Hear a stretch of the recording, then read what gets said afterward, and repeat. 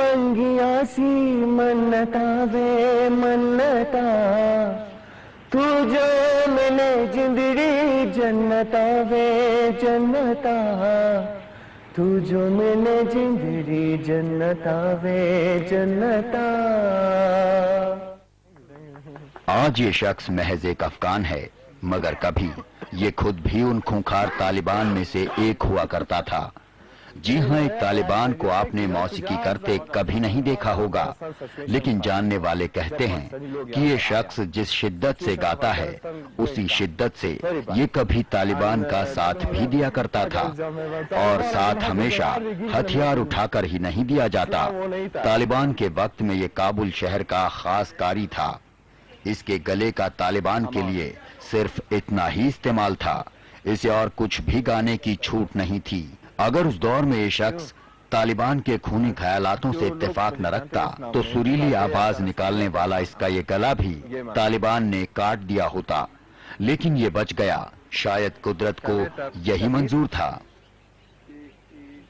हम तुमसे जुदा होके मर जाएंगे रो रो के, मर जाएंगे रो रो के, ज़हर बंदा सदाए नौ। इस शख्स का नाम कबीर अमान है। गाना इसका शौक है, फिर गाने के बोल इसे समझ आए या नहीं फर्क नहीं पड़ता। किसी भी दूसरे हुनरमंद इंसान की ही तरह इस शख्स का मजहब भी इंसानियत ही है।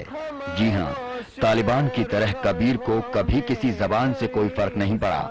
हिंदी इसे समझ नहीं आती और ये हिंदी गाना बड़ी मोहब्बत से गाता है, ठीक उसी तरह जिस तरह ये कभी पाक कलमे पढ़ा करता था।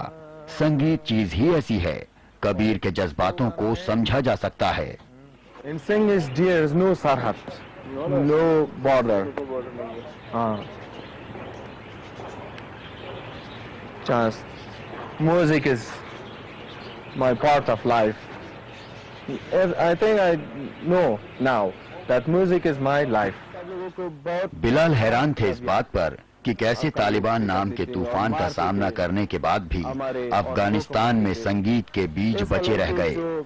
संगीत के उन बीजों से अब अंकुर फूट रहे हैं। जी हाँ, संगीत एक बार फिर अफगानिस्तान की फिजा में गूंजने लगा है। लेकिन एक वक्त वो भी था जिसे याद कर कबीर की रीढ़ में सिरहन दौड़ जाती है।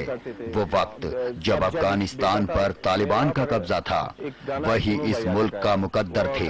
सब कुछ उन्हीं के कब्जे में था और उन्हीं के इशारे पर कानून बनते थे। कानून के नाम पर अजीब ढंग का शरिया मुल्क पर लाद दिया गया था, और किसी को पसंद हो या ना हो, लेकिन उस जमाने में सभी को तालिबान के बनाए कायदे कानूनों को मानना ही था।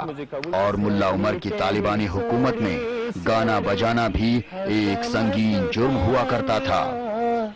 प्यारे के लिए देगी लाखों कुर्बानियां, करके एक बार बनिए दिल का यार बनिए, रब्बा मैनू प्यार हो गया, आए दिल का करार खो गया, आए दिल का करार खो गया।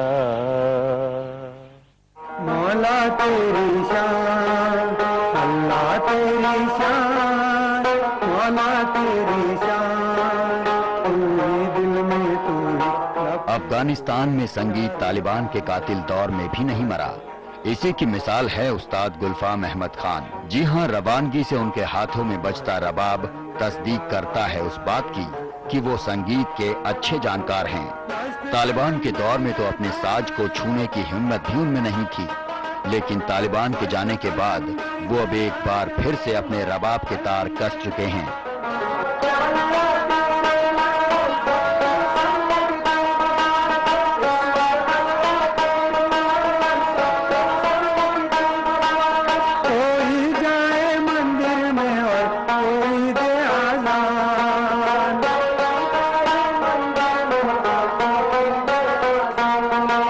कोई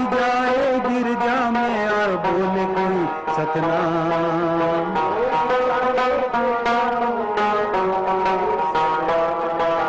मस्त कलंदर गाता जाए, मस्त कलंदर गाता जाए, मस्त कलंदर अल्लाह अल्लाह कहता जाए राम।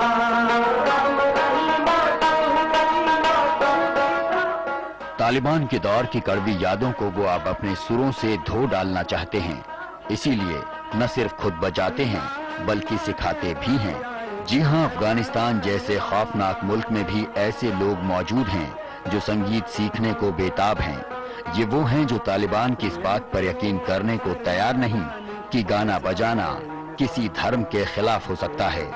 अक्सर ना जाने कैसा है इंसान, मस्त कलंदर गाता जाए, मस्त कलंदर। बिलाल को ये देखकर राहत महसूस हुई कि पूरे अफगानिस्तान की न सही लेकिन कम से कम काबुल की फिजा तो बदल ही रही है। धीरे धीरे संगीत लौटने लगा है। इससे इतना साफ हो रहा है कि काबुल के लोग तालिबान के दौर को भुलाने की कोशिश पूरी संजीदगी से कर रहे हैं।